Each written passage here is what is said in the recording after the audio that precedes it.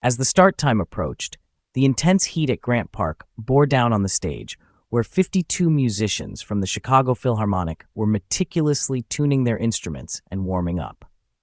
This rehearsal was crucial. It had to proceed flawlessly.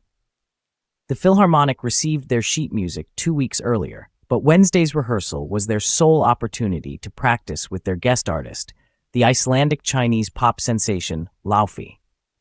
This rehearsal was a pivotal moment before their performance together on Friday at Lollapalooza. This appearance is anticipated to be a historic first, marking the debut of an entire orchestra at the festival. The Philharmonic Orchestra has a history of collaborating with popular artists, having recently performed alongside groups like the Violent Femmes and Tank and the Bangas. However, as violinist Eleanor Bartsch noted during a scheduled break in the lounge area behind the Bud Light stage, Lollapalooza presents a unique challenge. Laufey, an artist dedicated to reintroducing jazz and classical music to contemporary audiences, brings a distinct flair to her performances. Her voice, rich and expressive, has the ability to transform classic standards like Mr. Sandman into something both familiar and fresh. If she had been active in an earlier era, she might have shared the stage with legends such as Ella Fitzgerald or Peggy Lee.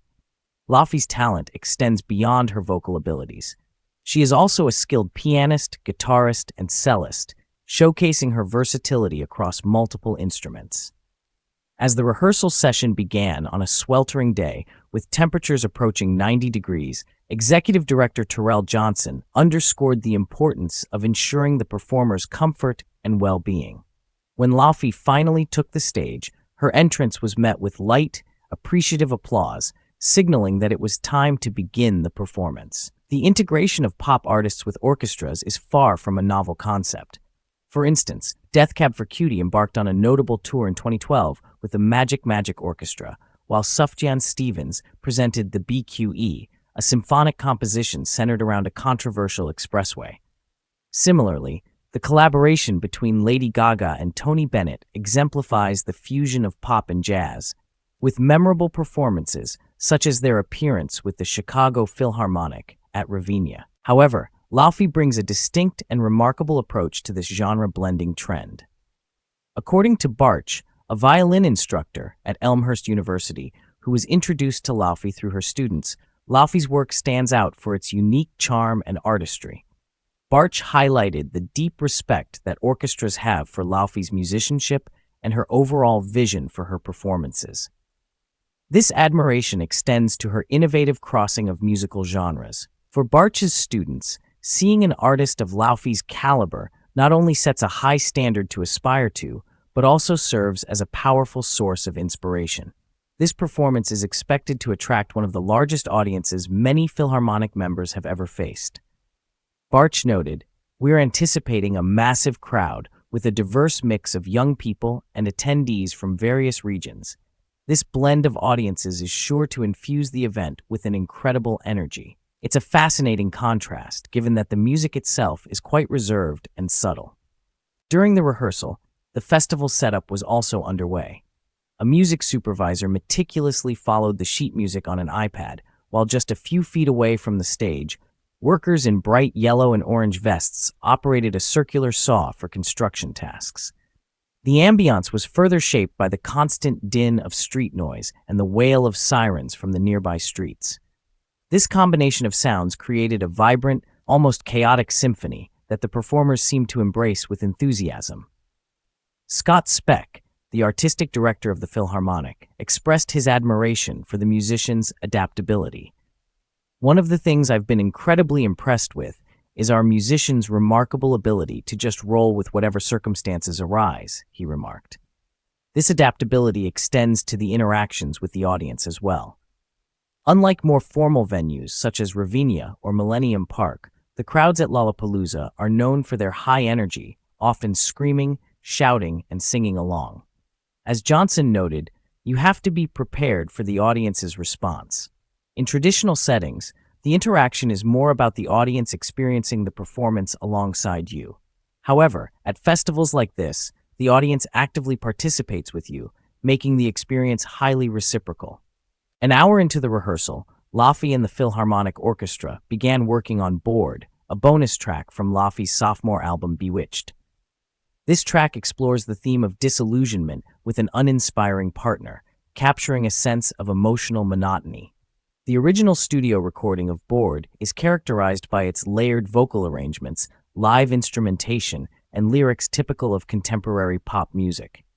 The song's lyrics include lines like, "And maybe you're just way too vain to be interesting.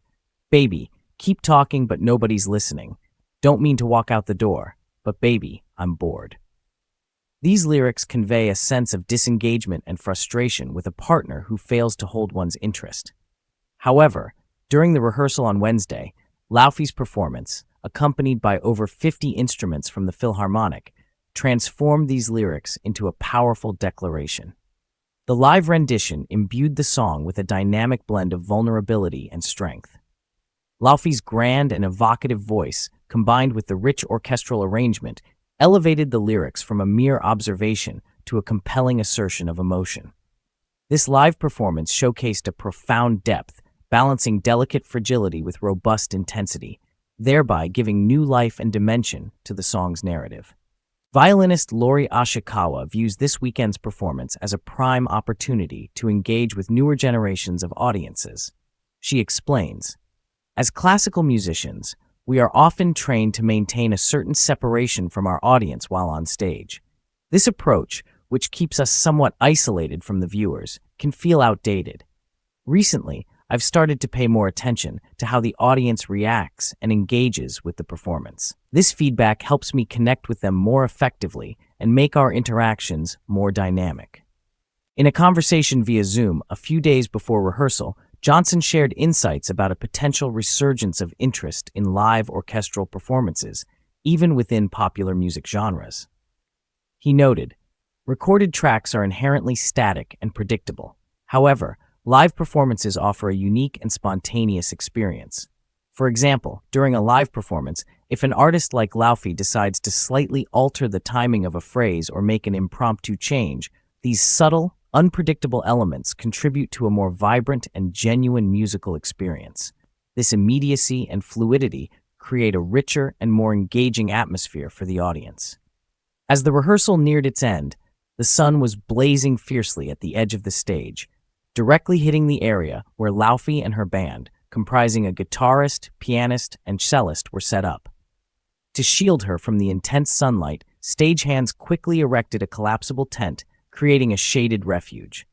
Despite this, during the final song of the rehearsal, Laufey stepped out from the cool shade and into the glaring sunlight. With unwavering confidence, she performed as though she were surrounded by a sea of thousands, rather than the vast, empty expanse before her. Her presence on stage was commanding and vibrant, transforming the solitary field into a grand performance arena through sheer presence and artistry.